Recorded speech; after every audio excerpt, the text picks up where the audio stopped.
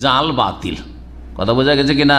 সুতরাং শবে বরাত বলে কোনো রাত নেই, আর শবে মেরাজ বলে কোনো রাত বা রাতের ফজিলত আর ইবাদত বন্দেগী নেই। এটা ভালো করে মুখস্থ করে নেন। আসসালামু আলাইকুম ওয়া রাহমাতুল্লাহি ওয়া বারাকাতুহু। আলহামদুলিল্লাহ, আজ আমি আপনাদের সম্মুখে একটা বিষয় নিয়ে আলোচনা করব। সেটা হলো যে যখন রজব মাস আসে, 27 তারিখে আল্লাহ রসুল মিরাজে গিয়েছিলেন। তো এই 27 তারিখে রাত্রিতে কোনো ইবাদত বন্দেগী করতে হবে কি না, এবং এই রাত্রিতে নামাজ কি পড়া যাবে কি না। বর্তমান সময়ে নতুন কি নামধারী কিছু আল হাদিস লা মাযহাবি ইংরেজদের দল, 72 দলের ফেরকার অন্তর্ভুক্ত যে সমস্ত আল হাদিসরা, তারা বক্তব্যের মাধ্যমে দিচ্ছে যে ইউটিউবের মাধ্যমে তারা নতুন নতুন ফতোয়া প্রকাশ করছে। বলছে যে রজবের চাঁদের 27 তারিখে মিরাজের রাত্রিতে কোনো ইবাদত বান্দেগী করা যাবে না এবং নামাজ পড়াও যাবে না। এই সম্পর্কে বক্তব্য দিচ্ছে। তার আমি আপনাদের সম্মুখে ছোট্ট উত্তর দেব। যারা ফুরফুরা শরীফের অনুসারী, যারা মুজাদ্দিদুজ্জামান আমিরুশ শরিয়াত কুতুবুল আলাম দাদা হুজুর পীর কেবলা রহমাতুল্লাহ আলাইহির নীতিকে যারা বিশ্বাস করেন, বাংলায় যিনি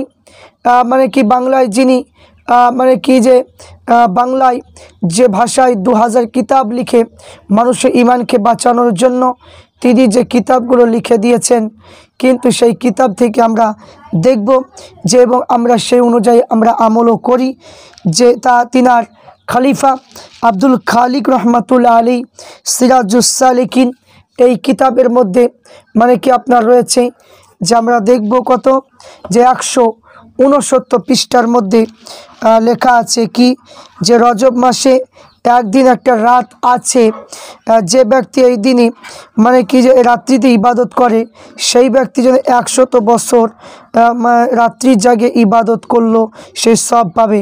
সেই রাত্রিটা হলো কি, রজব মাসের 27 তারিখ। এবং এই রাতে আল্লাহ পাকের নবী সাল্লাল্লাহু আলাইহি ওয়াসাল্লামের নবুয়ত প্রাপ্ত হয়েছিলেন। এবং শুধু তাই নয়, যে ব্যক্তি এই রাতে 12 রাকাত নামাজ নিয়ম পড়ে, প্রত্যেক রাকাত আলহামদুলিল্লাহ সূরা সুবহানাল্লাহি আলহামদুলিল্লাহি ওয়ালা ইলাহা ইল্লাল্লাহু আল্লাহু আকবার 100 বার, এবং ইস্তেগফার এখানে বলা হয়েছে ইস্তেগফার 100 বার, দুরূদ শরীফ 100 বার, সেই দিন আল্লাহর দরবারে যখন দোয়া করবে, আল্লাহ পাক দুনিয়া ও আখিরাতের সম্মুখে যে দোয়া করুক না কেন, তাহার দোয়া অবশ্যই কবুল হয়ে যাবে। এবং রজবময় ফজিলত, এই মাসের উপর কোরআনের ফজিলত, সকল জিকিরের উপর সাবান ফজিলত, সকল মাসের উপর আল্লাহ রসুলের ফজিলত, সকল নবীগণের উপর, আর রমজানের ফজিলত সকল মাসের উপর, আল্লাহ তাআলা ফজিলত সকল বান্দাগণের উপর। তাহলে এখান থেকে আমরা বুঝতে পারলাম যে আব্দুল খালিক রহমাতুল্লাহ আলাই তিনার কিতাব থেকে বুঝতে পারলাম যে রজব মাসের 27 তারিখে রাত্রি ইবাদত বন্দেগী করা এবং নামাজ পড়া, এটা নিঃসন্দেহে জায়েজ আছে। এবং আল্লামা সাইফুদ্দিন সিদ্দিক রহমাতুল্লাহ আলাই এবং আল্লামা রুহুল আমিন বশির রহমাতুল্লাহ আলাই তিনার 12 চাঁদের ফজিলত, 12 চাঁদের ইবাদত, এই কিতাবের মধ্যেও লিখেছেন যে রজব মাসে আপনার রোজা এবং রাত্রিতে ইবাদতবন্দি করা এবং নামাজ পড়া সমস্ত হাদিস তুলে দিয়েছে, নিঃসন্দেহে জায়েজ। তা এই জন্য আমরা আগে থেকে আমরা নামাজ এবং রোজা রেখে আসছি এবং সারা জীবন সেইভাবেই রোজা রেখে নামাজ পড়ে যাব।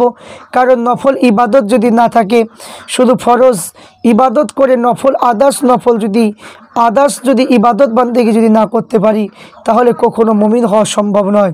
কারণ এখানে মুমিন হতে গেলে শুধু ফরজগুলো ধরলে হবে না, ফরজ বাদ দিয়ে যে নফল মুস্তাহাব জিনিসগুলো আছে সেগুলো আমল করতে হবে। আর সেইগুলোই আল্লাহর ওলিরা করেছেন বলে তিনারা নবীর সঙ্গে দিদার করেছে।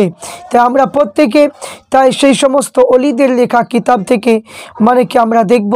কিন্তু যে সমস্ত ওলিরা কিতাব লিখেছেন, প্রত্যেকটা ওলিদের কিতাবে সব হাদিস থেকে হাওয়ালা দিয়ে লেখা, কখনো নিজের মন গড়া কথা নয়। এখন বর্তমান সময়ে যে সমস্ত আহলে হাদিস লামাযাবিরা কিতাব লিখছে, এরা মানে হাদিস কোনটা সহি কোনটা জয়ীফ কোনটা মুনকাতি এই সমস্ত এরা বুঝতে না পেরে তারা জাল হাদিস জয়ীফ হাদিসকে সহি বলে তারা কিতাব লিখে বাজারে বিক্রি করছে। আর তাদের অনুসারীরা তারা বলছে যে পীরপন্থীরা যা করে ভুল করছে। তাদের মানে কি কথা ভুল?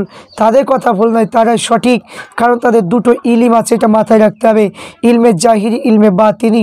আর মানে কি যারা নতুন ফতোয়া বার করছ, যারা মোবাইলের মাধ্যমে বলছে এদের ইলম সে ইলমে বাতিনি নেই, ইলমে জাহিরি অর্জন করেছে বাতিনি নেই, এই জন্য এদের কথা শোনা যাবে না। তাই আমাদের প্রত্যেককে এই রজব মাসের 26 এবং 27 দুদিন রোজা রাখা এবং 27 রাত্রি ইবাদত বান্দি করা এবং নামাজ পড়া আমরা করে আসছি, ইনশাল্লাহ করব। মুজাদ্দিদুজ্জামানের নীতি অনুযায়ী আমরা সারা জীবন যেন চলতে পারি। আল্লাহুম্মা